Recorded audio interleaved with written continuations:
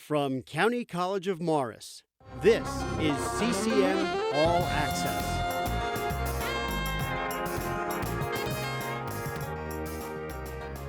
Hello, and welcome to Season 7 of CCM All Access, the show that brings you news and information from the County College of Morris. I'm Jack Riggin, and our guest today is a student here at CCM who is majoring in Business Administration, Mr. Bryan Wartman. Thank you for joining us today, Bryan. Hi, Jack. Thanks for having me. Thank you. Yes, and how long have you been a student here at CCM? This spring semester is my second semester, so I'm still a freshman, my first year. And you've been studying Business Administration. How has that been for you so far? Yeah, well, quite a challenge, actually. Really? Yeah, so I had to take a couple of the catch-up math courses, and you wouldn't believe how much math you forget, like if you're out of high school for a little bit of time. So it was quite a challenge, but other than that, really enjoying it so far. Yeah, I also, sometimes when you need to catch up on those classes, it gets a little all in your face at times, but staying organized is always something that helps, and I find that has helped me as well, getting through, all this adjustment too that we've seen with the recent COVID-19 pandemic. How would you feel you have been able to adjust to your online learning, the Zoom classes? How has that all been for you? Yeah, well, I mean, you said it perfectly. It's a challenge, and I think everybody's challenged by it, no matter whether you're in school or you're in the professional world. Even when like in the military, it's a challenge for everybody. But for me, the best thing is you mentioned too, just being organized. Has been a lifesaver. If you can write down your due dates. I usually have a calendar up here. We took it down for the filming, but I write all my due dates of like my assignments and plan stuff out during the week. And if I didn't have my calendar, I'd be somewhere I didn't want to be. So definitely organization. Um, Well, it seems you have very strong organizational skills with that. I don't even have a calendar to plan out my stuff, but oh do you man, think, definitely recommend. yeah, do you think that the business learning has kind of contributed? I've taken some business courses myself, and I'd say, they place a lot of importance, especially in the business administration, on, staying organized, staying ahead of your tasks, following that checklist to get through your assignments, whatever it may be. Do you think that that's part of something that the business administration has taught you, or is there any other things you think that the business administration has taught you as well? Yeah, that's a great question. I think that the business administration coursework definitely will improve on your organization skills. Maybe not directly, but I think indirectly. You need to have them in order to succeed. And so in that way, they come to the forefront, and you need to make sure that you're working on them. So I think that course of study will indirectly sharpen your organization skills, even if you're not sitting down in front of a teacher who's telling you this. You need to have a calendar. You need to write your days on this stuff. So indirectly, yes. And to answer your other point about other stuff that the business curriculum has taught, you mentioned you're interested in marketing. That was one of my first courses that I took with Professor Q, and she was fantastic. And Professor Costa had the business information systems course. So many tactile skills that are useful, hopefully in the industry, get taught through that course of study, in addition to the indirect organizational teaching. So I think I've learned so much already in the past 6 months, and it's really been a good experience. Yeah, and I think the courses, they do a really good job of, like you said, connecting to real world applications, connecting to the financial world, which I believe you had mentioned, is something that you're somewhat passionate about, the financial world. Would that be in relation to, stock investments, or, because that's something I as well have had a great passion about as well, long-term, short-term investments, diversifying your financial portfolio. I think, it's something that we find can be overlooked a lot at times. And what is that something that you would say you're passionate about?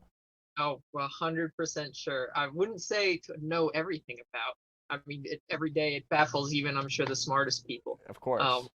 but definitely passionate about it. Um, I've probably started 2.5, maybe 3 years ago. My best friend got really into uh, just stocks and whatever he could get his hands on, he was interested in, and I was like, this stuff's pretty cool, you know. Why don't you tell me a little bit more about it? And then down the rabbit hole we went, and here we are. That's my future planned course of study. I would love to follow on and do that. But yeah, it's fascinating to me. It's just you wake up every day, something new is going on, something has changed, and it's just ever evolving, and uh, it's awesome. I love reading articles about um, anything in the financial world. Yeah, and today they make it so easy for you to get involved. You have so many now online with technology. You have so many new applications you can use. They've made it so much easier than maybe it's been in the past, where you had to, if you wanted to make any investments, or even just small, you just wanted to throw $5 into a company or something. You would still have to pick up a telephone and find an investor to invest for you. But nowadays you can do that with apps like Robinhood, Acorns. They make it so simplified that us, even at this young of an age, or even kids younger in high school, they can get involved early on. Yeah, uh, yeah, definitely. And I think it's wonderful. I mean, it's so many people now are becoming so much more aware of the impact that can have later in your life. Like making smart decisions now and being disciplined about it now can just reap so many rewards later on in your life. And so many people are becoming aware of that. And I think that we're going to really see like just so many people reap the benefits the older we get. And it's fantastic. Yeah, I agree. I mean, there's even, I knew of a student who I went to high school with who went over to the prestigious Wharton School of Business at UPenn. I was never too close with him, but um, he actually even started his own company called uh, what was it? First Generation Investors, which Mm, I think was an amazing idea. Which I know that there's many now that exist, but for families that have literally zero experience with investing, or with holding stocks and bonds. This gives students, or even adults, the opportunity to at least gain some, or even the most minimal of knowledge, to be first generation investors. mm. And I think we've seen it benefit overall, uh, as recent times have shown. Yeah, yeah, that is good for him. That's a fantastic idea. Hmm. Maybe I probably could go use his help. Right? And you had also mentioned your involvement with the Navy. Um, Mm. so you served in the Navy. How many years was that, or terms? Yeah, yeah. So I did 5 years active duty. So that was one enlistment term, and that was from I think the day I entered was like September 7th, 2015, or September 8th, I think. And then this past September, or August rather, I came off of active duty and had 1 month off in August, and then right into school in the fall. And so yeah, 5 years, 5 years. Wow. So after all that work for 5 years, you just got like a 1 month break. I mean, that's tough. You have to jump right back into it. But Yeah. what kind of training would you say went into just in the beginning, getting into the Navy? The type of did you have to go through all this testing and Yeah, yeah, a lot of paperwork, more than you could imagine. You wow, think applying to college is a lot of paperwork. Try going to the military, it's crazy. really? But oh yeah. But so you go through the recruiter process, and then you make it to your boot camp, which is 8 weeks long in Illinois. And then after that, you transfer to your school, your job specific school called your A school. Um, you do your training there. I was trained as an aviation maintenance administration man, just shorthand in the Navy as AZ. And then from there, I went on to my duty station, the USS Gerald R. Ford. I even busted out the hat for you guys. Very nice.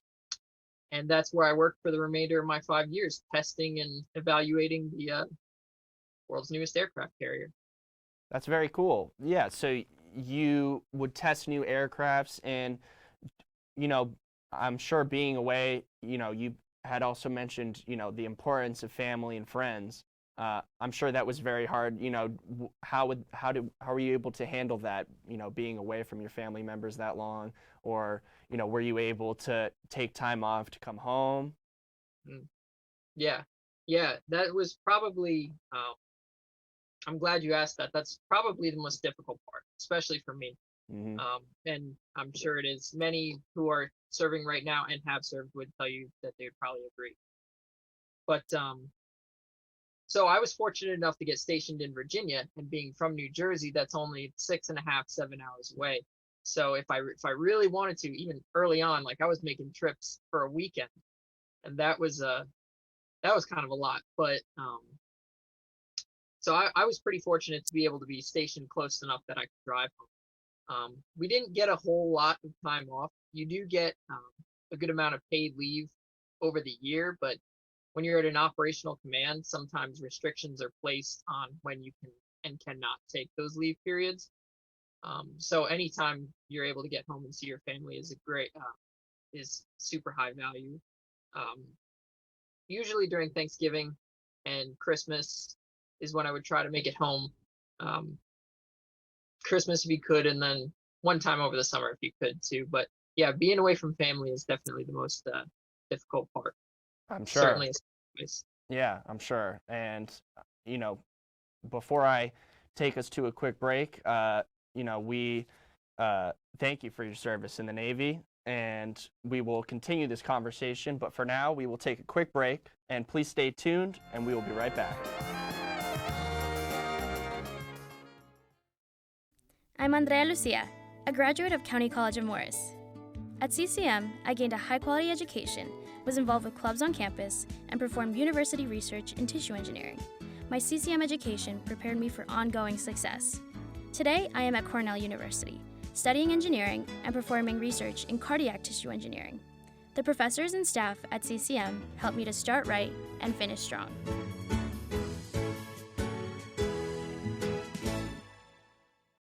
We are back on CCM All Access. I'm Jack Riggin, and we are chatting with Bryan Wartman.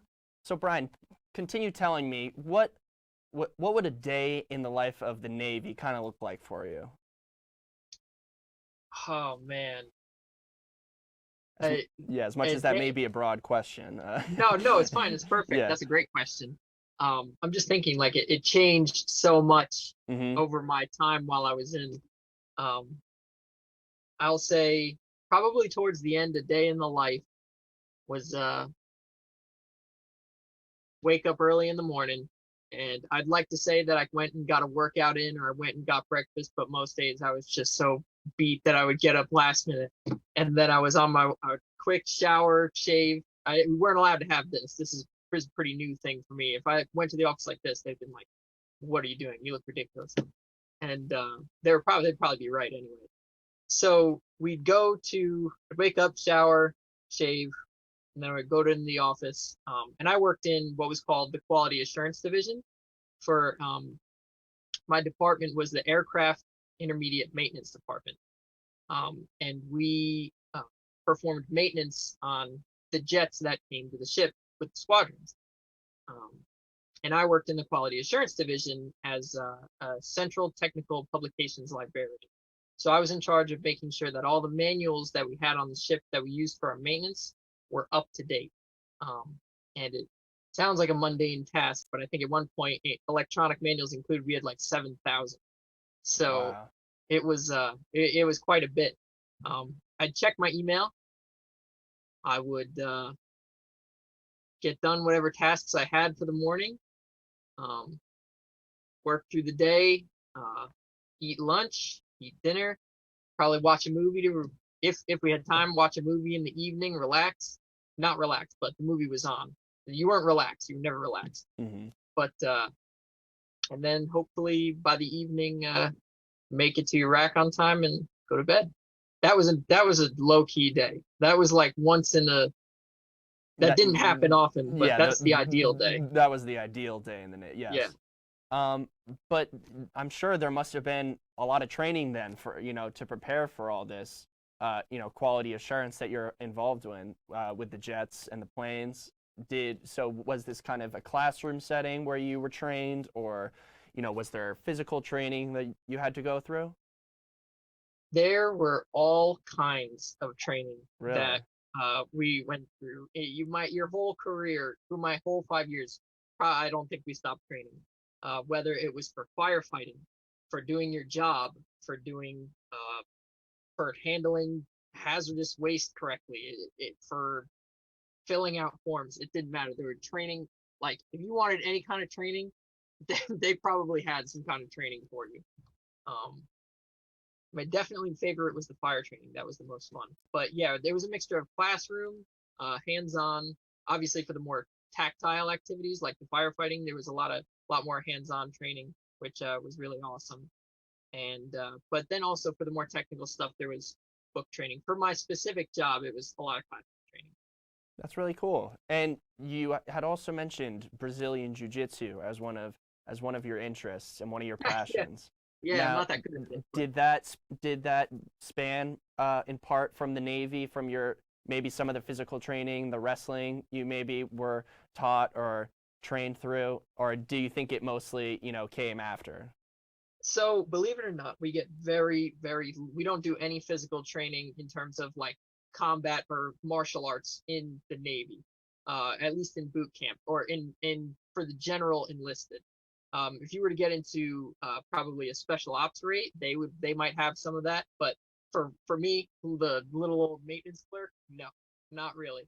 But it was always something that I was interested in. I'm naturally a conflict averse person.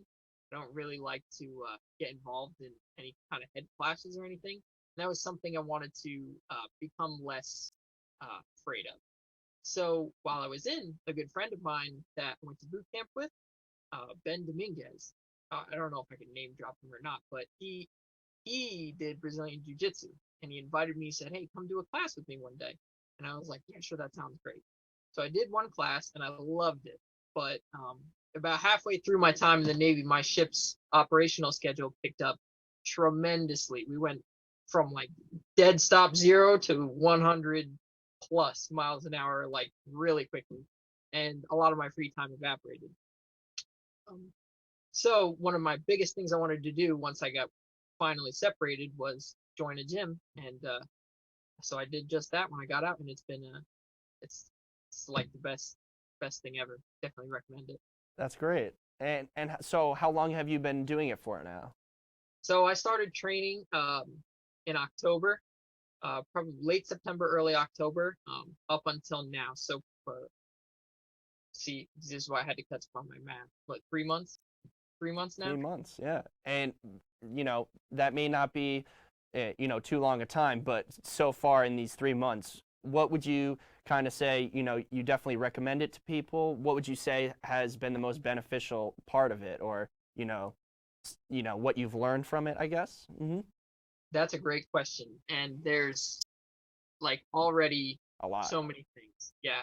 Um, Probably the biggest key takeaways that I would take from my training so far is humility. If you're looking for humble pie, go to a Brazilian Jiu Jitsu gym.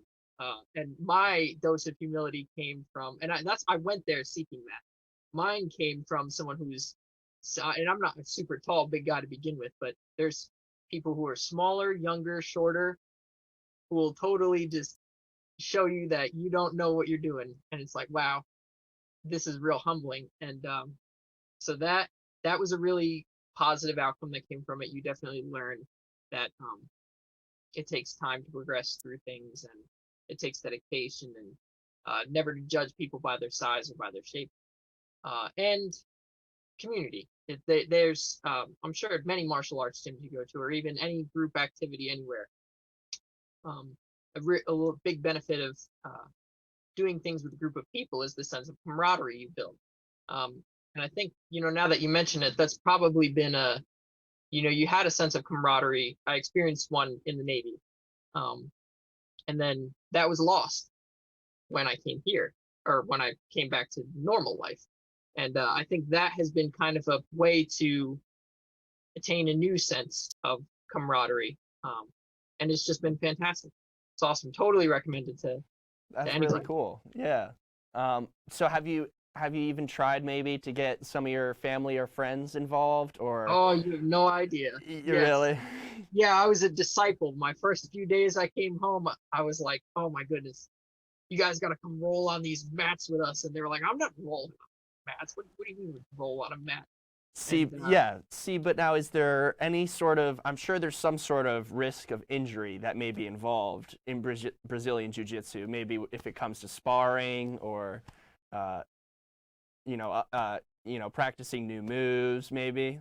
yeah, yeah, that's a good point, and that's a common fear for a lot of people. In my experience, I have my coaches and everybody at the gym who has been training for a while is extremely aware of that, and they're very safe, and they really make it a point to teach us the right way to do things, teach us when a move might be. They'll say like, hey, this has potential for injury if you do it too hard, if you do it too fast, so be really careful when you're doing this.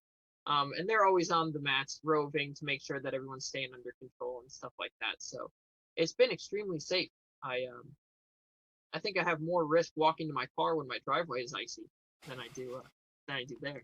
Yes, I'm pretty klutzy though, so that might just be me. the ice is definitely something I've had experience with too. So Yeah, I feel yeah. you there. Now, but besides Brazilian Jiu-Jitsu, is there any other hobbies that may have helped you, kind of pass this time of being at home? Um, you know, may, something that I've had experience with too is finding camaraderie with my friends in video games, and Oh, that's something I'm sure you had mentioned you have experience with. yeah, yeah. I'm not very good at them, but I love playing them. My friends and I. That was actually too. Oh man, you're bringing up all this like stuff that I'm thinking about. Through my time in the Navy, I had a really, and even before, I had a really close knit group of friends in high school. And we all played video games together. And through my time in the Navy, that was kind of our staying thing that kept everybody bound together. Some went to college, some went to work, some went to the military. And through it all, we could always find time to come together and play some Minecraft or Call of Duty or anything like that. And that's just is great fun. And I'm thankful for them. But I do like video games. Yeah, they've been a good thing for passing the time. I agree. I mean, parents sometimes they can find it hard to understand, the positive effects that video games, even though there are the negative effects, playing too many, because at times it does feel like you can play for hours and hours on end. I'm probably But guilty of that. yeah, and I am as well. But uh, I do think that video games proves to have a lot of benefits as well, including that camaraderie that you feel sometimes when you play with your Yeah, friends. Um, definitely. Now, in regards to CCM, what are your future plans? Maybe after CCM, do you plan maybe to at any point to return to the Navy, or maybe are you going to continue your education in business? Mm, What does that look like? that's also a great question. So I definitely it's been a busy first year, busier than I expected, but it's been a good busy. Next year, plan to return fall and spring semester. I'll continue on and hopefully graduate at the end of the next spring. So what it'll be 22, spring of 22. And then I hope to transfer into the Rutgers business program. I've built my whole schedule with like the transfer office around transferring into the finance program. So that's the future hope and goal. Um, Transfer to Rutgers, continue on, and then assess my options after that. Who knows? Maybe MBA, maybe go off into the field, whichever is most desirable one at that point. The world is your oyster, as they say, Yeah, right? yeah, I hope so. It's just all about going out there and seizing it. Uh, Def- but and also with COVID-19, I think that it has taught a lot of us, a lot about adjusting our lifestyles and how to, either improve or some of the maybe negative aspects that have arisen. At times I think that this makes us a little bit more lazy. Being at home, you're in a comfortable environment where you don't feel most of the time that you need to do a lot of work, or that it and a lot of people can be hands-on learners. How do you think that it's had mostly positive effects on you? I mean, I would say, most people would say it's had a mostly negative effect on their overall lifestyle, but I think that a lot of people overlook sometimes the positives that we've learned from this pandemic. What Yeah, would you say are some things you Jack, learned? I think that you worded it perfectly. Immediately when you think of the pandemic, you think of the negatives. You think, oh, it's made me not able to do this thing, or it's made me not able to do this thing, or I can't uh, do what I want when I want. And while that is certainly frustrating, and I, along with everyone, hope that life gets back to normal as soon as possible. It has given me so much time with my family that I was craving for so long. Um, that has been such a huge positive and such a huge blessing. I'm so thankful to. Well, I actually like not commuting too. That's pretty awesome. But being able to just like spend the day and um, be together with your family every evening because everybody's around. Those are awesome things that I hold really dearly. So I'm really thankful that while we might not be able to do what we want to do, we're forced to do more things together, and I think that that is really really essential for people's just well-being and happiness in general. So Yes, I mean, families at times, family life can be sometimes too much for people, and they just want to get away from their family or they need a break. But it gets overlooked a lot, the importance of family, and I think that what I've also seen this, families making the most out of this situation and being able to come together and uh, spend some really important time together. It's been, I think, really the answer to getting through all of this. Um, yeah. and do you think that your family, like, how has your family been able to make the most out of this situation? Um. So in a couple different ways. My mom is way better at checkers than I ever thought she was going to be. So she's beaten me up a lot in that, and she's better at Uno too. We play games. In addition to we eat together a lot more. A lot of my family work during the evenings, so it's really nice to be able to have dinner together, and then we'll play a game like a card game or a board game or something like that. And that has been really a big part of us moving through um, just the day-to-day grind of living life in a pandemic. That has been a really bright shining spot. So yeah, games and food.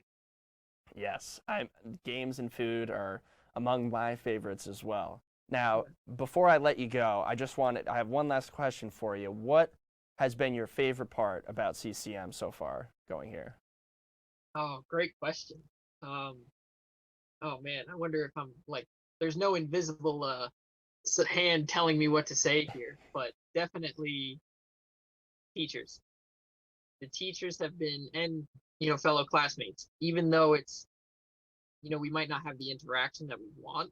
um, it's still been a pleasure to get to work with um, and learn from every teacher that has taken the time to write out a curriculum and impart some knowledge and help train a new generation. I'm really really appreciative of that, and I admire a lot of every all my classmates that are in the class, working through all this difficulty. They're continuing to push forward. How many people at this time have just been like, and no, to no fault of their own, stepped back and decided that for a reason they didn't want to do it. It just shows the people that are in their class with you are willing to push forward and are moving forward against all odds, and that's something I can really respect. So I teachers and I agree. I mean, we've seen it with, the frontline care workers, uh, with countless people across the nation, across Earth. They've stepped up to help, and teachers are in this as well. I mean, they are passionate about what they do, and they continue to work harder to help us students get through our college years and get the knowledge we need to be successful. And I think, it's something that sometimes students can take for granted. But teachers have really been so essential to the students' daily lives, and especially here at CCM, there's such a wide range of amazing professors, amazing teachers in all departments, and we are definitely very fortunate. Right? Yeah, definitely. All right. Well, this concludes another edition of CCM All Access. From all of us on the crew, we wish you good health and thank you for watching.